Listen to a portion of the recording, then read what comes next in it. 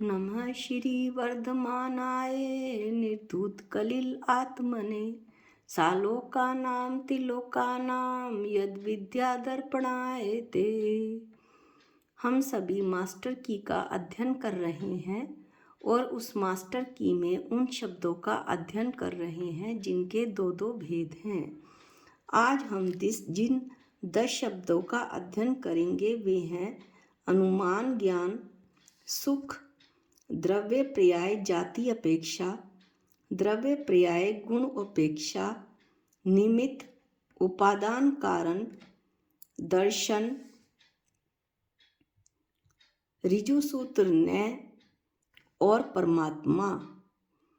इस तरह से सबसे पहले हम अनुमान ज्ञान पढ़ते हैं। अनुमान ज्ञान के दो भेद हैं, स्वार्थ अनुमान और परार्थ अनुमान। साधन से अनुमान ज्ञान, साधन से साध्य का ज्ञान होना अनुमान ज्ञान कहलाता है। इसके दो भेद हुए, स्वार्थ अनुमान और परार्थ अनुमान। स्वार्थ अनुमान पर उपदेश की अपेक्षा न रखकर स्वयं ही निश्चित तथा तर्क प्रमाण से जिसका फल पहले ही अनुभव हो चुकता है, ऐसी व्याप्ति के स्मरण से युक्त, ऐसे धूम आदि हेतु से पर्वत आदि धर्मों में उत्पन्न होने वाले जो अग्नि आदि के साध्य का ज्ञान है, उसको स्वार्थ अनुमान कहते हैं। कहने का मतलब ये है कि यहाँ पर के उपदेश की अपेक्षा नहीं रखी जा रही है। मनुष्य अपने आप ही निश्चित कर रहा है, अपने आप तर्क प्रमाण का प्रयोग कर रहा है और व्याप्ति का स्मरण कर रहा है कि जहाँ जहाँ धुआं है वहाँ वहाँ अग्नि है। इसलिए जब पर्वत पर उसे धुआं दिखलाई पड़ता है तो वह अनुमान लगा लेता है कि यहाँ पर अग्नि है। इस तरह से साध्य का ज्ञान हो जाता है, उसे स्वार्थ अनुमान कहते हैं। अब है परार्थ अनुमान। पर उपदेश से जो साधन से साध्य का ज्ञान होता है वह परार्थ अनुमान है। दूसरे का उपदेश सुनने वाले को जो साधन से साध्य का ज्ञान होता है उसे परार्थ अनुमान कहते हैं। जैसे कि इस पर्वत में अग्नि होनी चाहिए, क्योंकि यदि यहाँ पर अग्नि ना होती तो धूम नहीं हो सकता था। इस प्रकार किसी के कहने पर जो सुनने वाला है उसे उक्त वाक्य के अर्थ का विचार हुआ और व्याप्ति का स्मरण हुआ, तो उससे जो अनुमान हुआ वह परार्थ अनुमान है। यानी किसी ने कहा कि वहाँ पर पर्वत पर अग्नि होनी चाहिए क्योंकि वहाँ पर धुआं है, यदि अग्नि ना हो तो धुआं भी नहीं हो सकता। तो उसे मनुष्य को व्याप्ति का स्मरण हुआ किसी के कहने पर, तो ये परार्थ अनुमान कहलाता है। अब है अगला सुख। सुख दो प्रकार का होता है। जैसा कि हमने बतलाया कि हम यहाँ पर उन्हीं शब्दों का अध्ययन कर रहे हैं जिसके दो दो भेद हैं। सुख, लौकिक सुख और अलौकिक सुख। जो लौकिक सुख है वो इंद्रिय सुख भी कहलाता है। लौकिक सुख से हम सभी परिचित हैं। संसारी जीव इंद्रियों के विषयों से जो जनित होता है वो जो सुख है वो लौकिक सुख कहलाता है। और जो अलौकिक सुख है यानी अतीन्द्रिय सुख है वो इंद्रियातीत है, इंद्रियों से परे है। वो केवल राग रहित जीवों को ही होता है, विरागी जीवों को ही होता है। उनके सामने, उस अलौकिक सुख के सामने लौकिक सुख दुख रूप ही भासता है। मोक्ष में विकलात्मक ज्ञान व इंद्रियों का अभाव हो जाने के कारण यद्यपि सुख के अभाव की आशंका होती है, परंतु केवल ज्ञान द्वारा लोकालोक को युगपत जानने रूप परम ज्ञाता दृष्टा भाव रहने से माँ सुख की सत्ता अवश्य है। और वो सुख की सत्ता कैसी है? निराकुल सुख है। ऐसा जो निर्विकल्प ज्ञान है वही आकुलता रहित सच्चा सुख है। तो इस तरह सुख के दो भेद हुए, इंद्रिय सुख और अतीन्द्रिय सुख। अब है द्रव्य पर्याय। द्रव्य पर्याय जाति की अपेक्षा दो प्रकार की है। जाति की अपेक्षा दो भेद हुए, समान जातीय और असमान जातीय।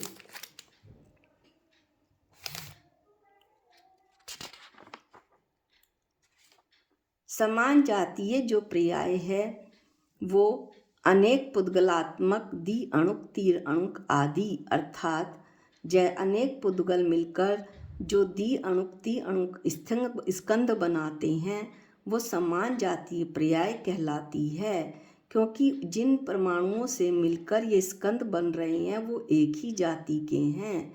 असमान जातीय पर्याय असमान जातीय जिसमें कि दो अलग अलग द्रव्य हों, जैसे जीव पुद्गलात्मक देव मनुष्य त्रियंच नारकी इत्यादि पर्याय। इसमें जीव और पुद्गल की मिलीजुली पर्याय है। दो असमान जाति द्रव्य होने के कारण इसे असमान जातीय पर्याय कहते हैं।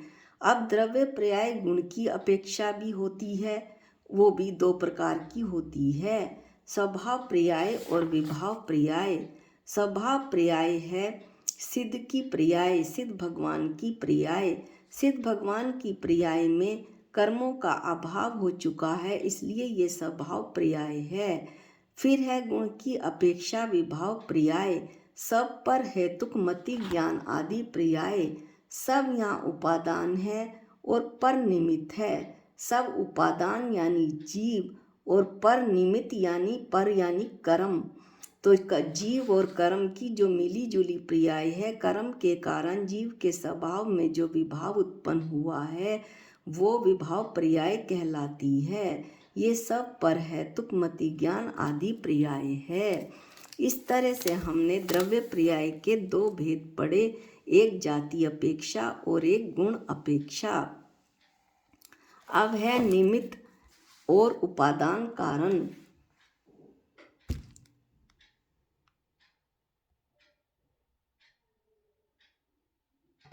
निमित्त के दो भेद हुए, उदासीन और प्रेरक।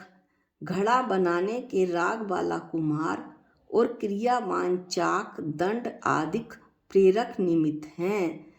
और उदासीन निमित्त क्या हुए? चाक की कीली, काल, आकाश, धर्म, अधर्म आदि उदासीन निमित्त हैं, क्योंकि वे गमन क्रिया रहित हैं और इच्छाओं से भी रहित हैं।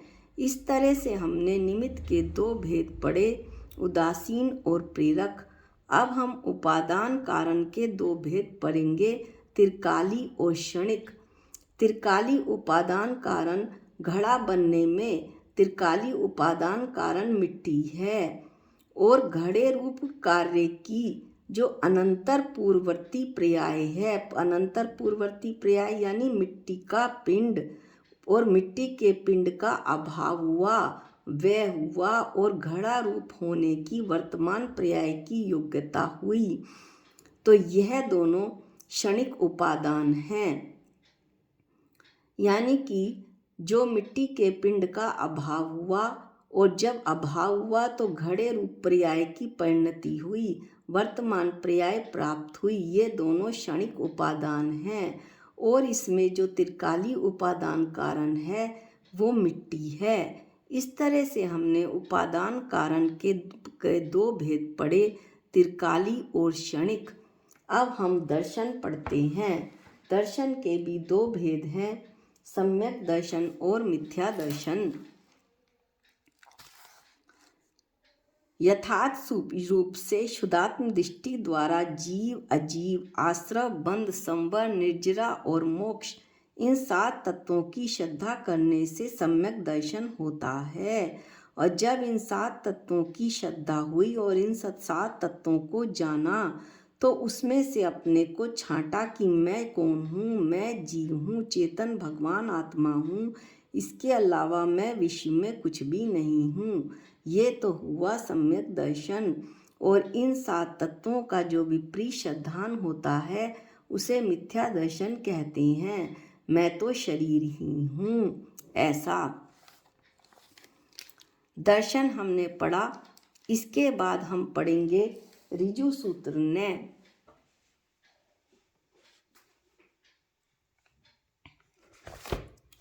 भूत और भावी की पर्याय को छोड़कर जो वर्तमान पर्याय को ग्रहण करता है उसे ऋजु सूत्र ने कहते हैं।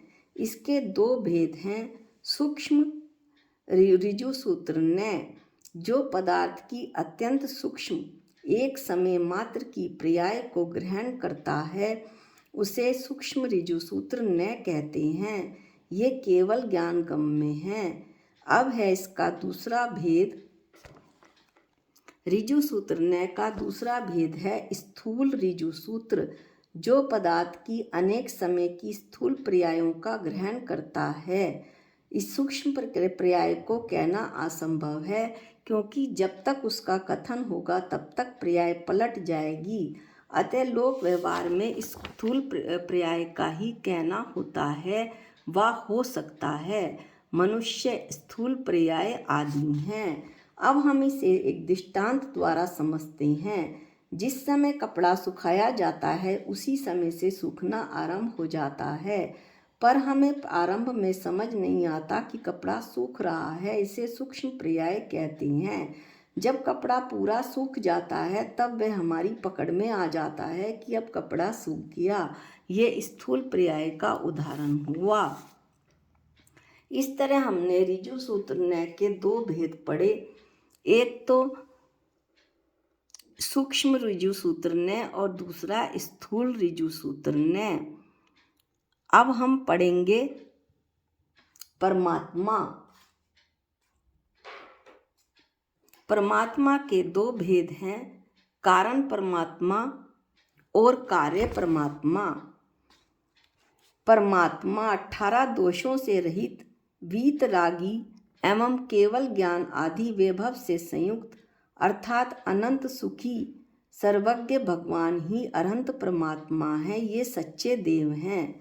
परमात्मा के दो भेद हुए, कारण परमात्मा और कार्य परमात्मा।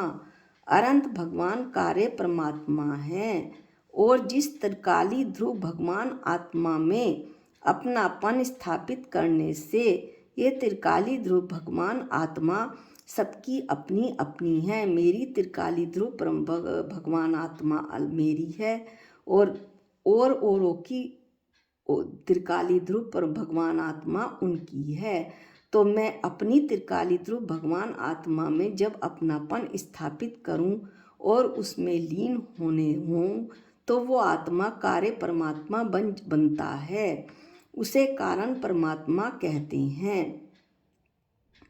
यानी कि मेरी आत्मा भी अनंत भगवान की तरह कार्य परमात्मा बन जाती है यदि मैं अपनी त्रिकाली ध्रुव भगवान आत्मा में अपनापन स्थापित करूं, तो उसे मेरी त्रिकाली ध्रुव भगवान आत्मा को कारण परमात्मा कहते हैं।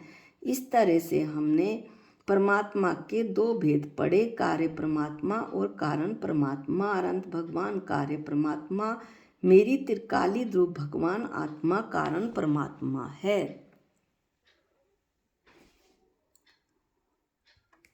अब हम पढ़ेंगे एकांत, सम्यक एकांत और मिथ्या एकांत।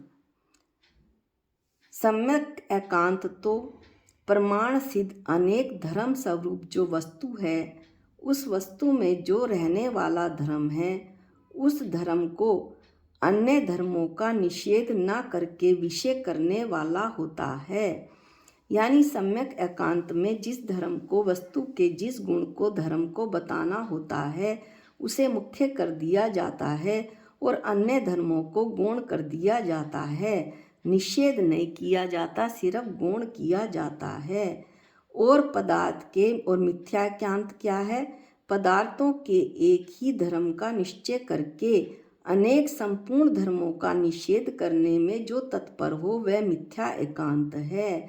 यहाँ मिथ्या एकांत में निषेध किया गया है और सम्यक एकांत में गौण किया गया है। ये दोनों शब्द ध्यान रखने योग्य हैं। इस तरह से आज हमने 10 शब्दों का अध्ययन किया।